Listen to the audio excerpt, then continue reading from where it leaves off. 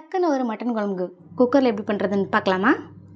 ஒரு பேன் வச்சு அதில் ஒரு டேபிள் ஸ்பூன் உள்ள ஆயில் சேர்த்துக்கலாம். ஆயில் சூடான உடனே ஒரு 15 சின்ன வெங்காயம் சேர்த்துக்கலாம். கருவேப்பிலை, பட்டை, கிராம்பு, மராட்டி மொக்கு சேர்த்துக்கலாம். ஒரு அரை ஸ்பூன் அளவு கசகசா சேர்த்துக்கலாம். வெங்காயம் நல்லா வதங்கினதுக்கப்புறம் குட்டி குட்டி தக்காளி 5 தக்காளியை கட் பண்ணி சேர்த்துருக்கேன். அதையும் சேர்த்து நல்லா வதக்கிக்கலாம். ஃபைனலாக கொஞ்சமாக புதினா கொத்தமல்லி தூவி 2 நிமிஷம் கிளறி இதை அப்படியே இறக்கிக்கலாம். குக்கரில் ஒரு 2 டேபிள் ஸ்பூன் போல் கடலெண்ணெய் சேர்த்துக்கலாம். ஆயில் சூடானதுக்கப்புறம் அரை ஸ்பூன் அளவு சோம்பு, தாளிப்புக்காக கொஞ்சமாக சின்ன வெங்காயம். வெங்காயம் பொரிஞ்சதுக்கப்புறம் நம்ம நீட்டாக க்ளீன் பண்ணி வச்சுருக்க மட்டன் சேர்த்துக்கலாம்.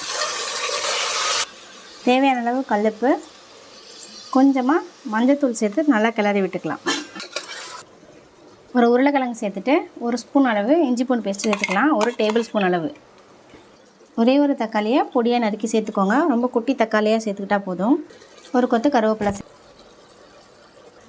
ஒரு 4 நிமிஷம் போல் அடுப்பை மீடியம் ஃப்ளேமில் வச்சுட்டு அப்படியே மூடி போட்டு மூடிடலாம். தண்ணி எதுவுமே சேர்க்க தேவையில்லை. மட்டனில் இருக்க தண்ணியிலேயே கறி குக் ஆகும். மட்டன் ஓரளவுக்கு நல்லா வெந்துருச்சு. இப்போ மசாலா சேர்த்துக்கலாம். 1 ஸ்பூன் அளவு மட்டன் மசாலா. மசாலா உங்கள் காரத்துக்கு தகுந்த மாதிரி சேர்த்துக்கோங்க. அரை ஸ்பூன் அளவு வரமிளகாத்தூள், மல்லித்தூள், கொஞ்சமாக கரம் மசாலா. நல்லா மிக்ஸ் பண்ணிக்கோங்க. ஆறுன தக்காளி வெங்காயத்து கூட ஒரு சில தேங்காவும் 1 ஸ்பூன் அளவு சோம்பு சேர்த்து நல்லா ஃபைன் பேஸ்ட்டாக அரைச்சாச்சு. இந்த அளவு ஃபைன் பேஸ்ட்டாக அரைச்சிக்கோங்க. நம்ம அரைச்ச பேஸ்ட்டை அதில் சேர்த்துக்கலாம். இதை நல்லா கிளறி விட்டுட்டு தேவையான அளவு தண்ணி சேர்த்துட்டு ஒரு 3 விசில் விட்டு எடுத்துக்கலாம். 3 விசில் விட்டதுக்கப்புறம் பாருங்கள், மட்டனும் நல்லா சூப்பராகவே வெந்து வந்துடுச்சு. இந்த ஸ்டேஜில் உப்பு காரம் பார்த்து சின்ன நெல்லிக்காய் சைஸ் அளவு புளி கரைச்சி இதில் சேர்த்துக்கிறேன்.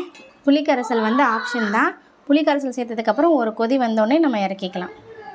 சேர்த்து நல்லா ஒரு கொதி வந்ததுக்கப்புறம் பாருங்கள், நம்ம சூப்பராகவே மட்டன்லாம் சூப்பராகவே வெந்து குக்கர்லேயே மட்டன் குழம்பு சூப்பராக ரெடி ஆயிடுச்சு.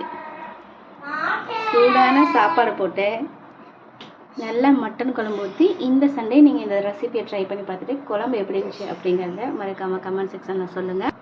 டேஸ்ட்டு அவ்வளோ அட்டகாசமாக இருக்கும். தேங்க்யூ ஃபார் வாட்சிங்.